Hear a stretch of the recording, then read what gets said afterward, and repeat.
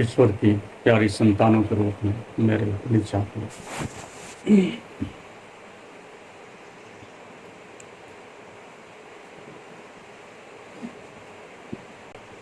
रक्षा शब्द मनुष्य के जीवन में उस आध्यात्मिक शक्तियों से अभिप्रेरित होकर के प्रयोग किया जाता है, जहाँ मनुष्य ध्यान के सतत अभ्यास के द्वारा अत्यंत पुरुषार्थ से धीर पुरुष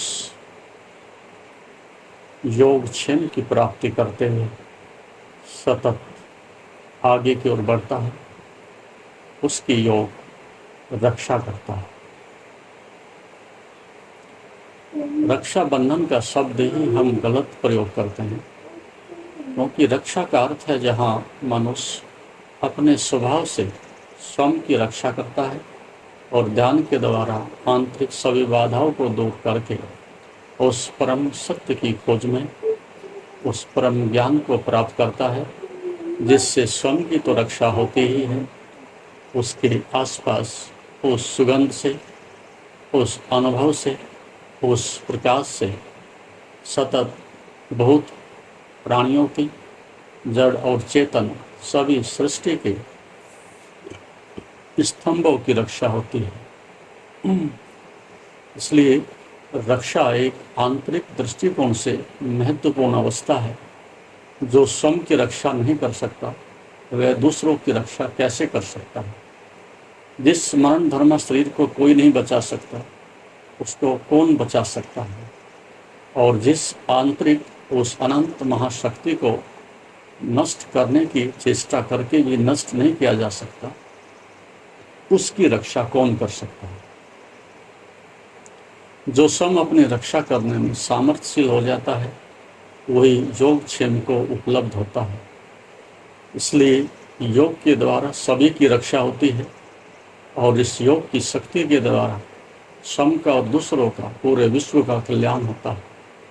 अतः योग का ऋषि कहता है, ध्यान का सतत अभ्यास करने वाले, ये एक दिन की रक्षा नहीं, एक दिन की सहायता नहीं, एक दिन की साधना नहीं।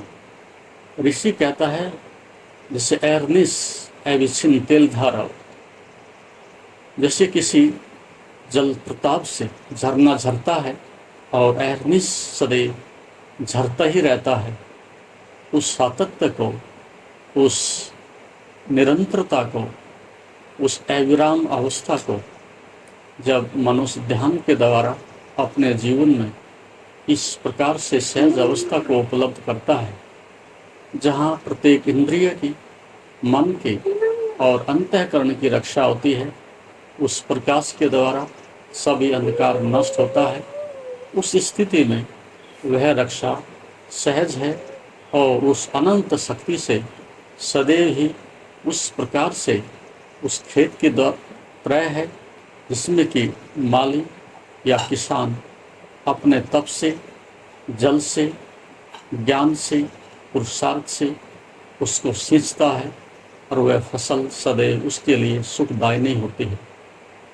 ऐसी ध्यान, ऐसी तपस्या है जिसके द्वारा मनुष्य स्वयं अपने उस अंधकार को मिटाता है, आध्यात्मिक शक्तियों के रहस्य को जानता है और शाश्वत सनातन सत्य को पाकर के वह समस्त विश्व के लिए उस पुष्प की तरह से अपने सुगंध को, सूर्य की तरह से प्रकाश को और नदियों की तरह से अपने ज्ञान की सरिता को बहाता है।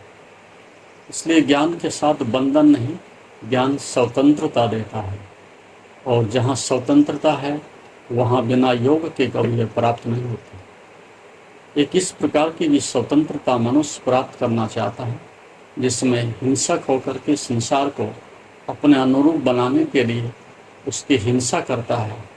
उस प्रकार की मनुष्य की स्वतंत्रता सदैव दानवीय और अमानवीय दृष्टिकोण से मनुष्य को त्रास देती है, दुख देती है। लेकिन आध्यात्मिक दृष्टिकोण से, योग से जो स्वतंत्रता प्राप्त होती है उससे सदैव ही स्वयं का मंगल होता है, पूरे विश्व का मंगल होता है।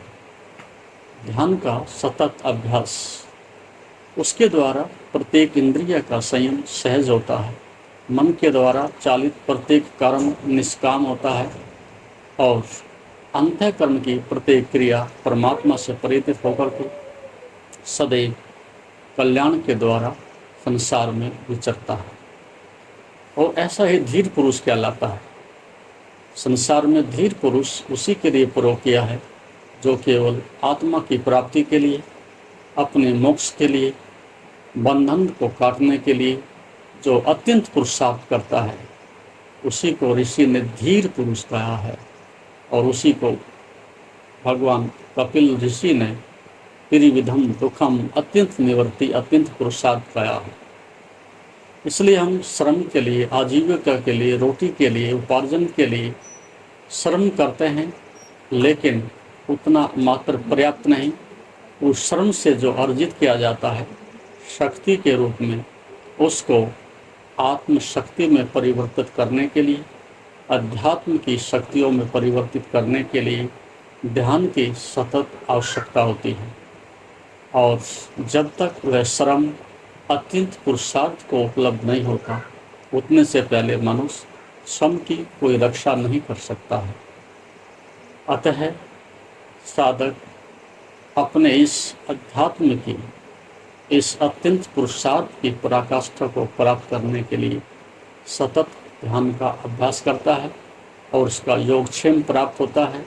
उससे उसकी रक्षा होती है और उस रक्षा से ये सारे संसार में प्रकाश फैलता है। ऐसा व्यक्ति सदैव उत्थानशील होता है, अर्थात ऊर्ध्वगामी होता है। अपनी समस्त शक्तियों को उस यज्ञ की भांति, जिसमें कि अग्नि समस्त सुगंध को लेकर के ऊर्ध्वगामी होती हुई पूरे वायुमंडल में उस सुगंध को फैलाती है, ठीक आध्यात्मिक अग्नि भी अंतःकरण की शुद्ध उन आंतरिक दिव्य शक्ति को प्राप्त करके अपने मन से, वचन से, कर्म से, सभी प्रकार से उस प्रकाश को इस सृष्टि में उस सुगंध की तरह से उस ज्ञान को सदैव ही उस मनुष्य के द्वारा प्रसारित किया जाता है। और तभी मनुष्य उत्थानशील होता है जब उसका सतत ध्यान उस अहर्निश अविच्छिन्न तेल धारावत बराबर उसके अंतःकरण से जुड़ा रहता है। और जो उत्थानशील होता है वह स्वतः ही स्मृतिवान भी हो जाता है, क्योंकि जैसे जैसे आप में उत्थान की, दिव्यता की, सतोगुण की प्रधानता होती है, वैसे वैसे आपके अंदर दिव्यता स्वाभाविक रूप से आपका अनुगमन करती है। शुद्ध अंतःकरण वाले व्यक्ति का चित्त सदैव ही श्रेष्ठ कार्यों के लिए, श्रेष्ठ विचारों के लिए, श्रेष्ठ जीवन के लिए स्मृति, अर्थात उसका स्वाभाविक रूप से ही अंतःकरण उसकी स्मृति से भरा रहता है। मलिन अंतःकरण वाले व्यक्ति के लिए कभी भी शुभ के लिए, श्रेष्ठ के लिए उसके मन में स्फुरना नहीं होती। लेकिन जो श्रेष्ठ करता है, उत्थानशील है, सदैव ध्यान का सतत अभ्यास करता है, उसकी स्मृति सदैव परमात्मा से, उस स्वयं के शाश्वत सत्य से, धर्म से सदैव जागृत रहती है। और सूचीकरण करने वाला यदि इसकी स्मृति इस प्रकार से प्रगाढ़ है और सदैव ही सतत उस सत्य की तरफ ही सदैव उस तीर की भांति अभिभूत होती है, अभिप्रेरित होती है, तो उसके अंदर से सूचीकरण शब्द ही निकलने लगते हैं। स्वाभाविक रूप से ऐसा होने लगता है। इसलिए योग के ऋषि ने कहा है कि योग से धर्म की रक्षा होती है, योग से जीवन की रक्षा होती है, योग से चराचर संसार में सभी प्राणों की रक्षा होती है, और योग से ही मनुष्य अंधकार को, इच्छा और वासनाओं के बंधन से अपने इस जाल को काट करके मुक्त होता है। और योग से ही विद्या की रक्षा होती है, योग से ही स्वास्थ्य की रक्षा होती है, और योग से ही मनुष्य के चरित्र की रक्षा होती है। जब इस प्रकार से सार्वभौमिक रूप से ध्यान के द्वारा आत्म ज्योति को जगा लेने के बाद मनुष्य इस संसार में विचरता है, तो चारों तरफ से जैसे सूर्य का प्रकाश फैलता है, वैसे ही उनका प्रकाश स्वयं के साथ और पूरे ब्रह्मांड के साथ पिंड और ब्रह्मांड के साथ एक रस होता हुआ स्वाभाविक रूप से स्वयं की और दूसरों की रक्षा का हेतु बनता है। यही आध्यात्मिक दृष्टिकोण से इस रक्षा कवच का, इस आध्यात्मिक शक्ति का, इस आध्यात्मिक मंगल सूत्र को बांधने का, इस आध्यात्मिक जीवन की एक माला को संधारण करने का, जब और तब से सुरक्षा कवच को प्राप्त करने का एक आध्यात्मिक अर्थ होना चाहिए था। लेकिन कालांतर में मनुष्य सदैव ऐसे ही भूले करता रहा है कि शब्दों के साथ बना रहता है और परंपराओं को, अंधविश्वास को बढ़ावा देता है और रक्षा तो नहीं, लेकिन मनुष्य उस आश्वासन के साथ सदैव दूसरों के साथ विश्वासघात करता है और उस रक्षा के नाम पर सदैव शोषण करता है, उस रक्षा के नाम पर सदैव दूसरों के जीवन में भय और आतंक पैदा करता है। लेकिन वास्तविक रक्षा ऐसा नहीं करती। वह बिना किसी प्रतिबंध के, बिना किसी कारण के, बिना किसी स्वार्थ के सदैव ही सबकी रक्षा के लिए तत्पर इसी प्रकार से आगे बढ़ती है। अतः आप अपना सुरक्षा कवच खोजो। आप अपने सतत ध्यान की कुदाल से आंतरिक प्रकाश की खोज करें। आप सतत अपने शत्रुओं को, आंतरिक अहंकार, मत, मत्सर आदि दोषों को दूर करने के लिए अभ्यास करें। जब आप अंतःकरण की निर्मलता के साथ योग से युक्त होते हैं, तब वही वास्तविक रक्षा है जो शाश्वत है, अभी है, आगे भी होगी और आपके साथ सदैव वह सुरक्षा कवच, वह सुदर्शन चक्र, वह आध्यात्मिक शक्ति इसी प्रकार से बनी रहेगी। यही एक रक्षा का आंतरिक सूत्र है।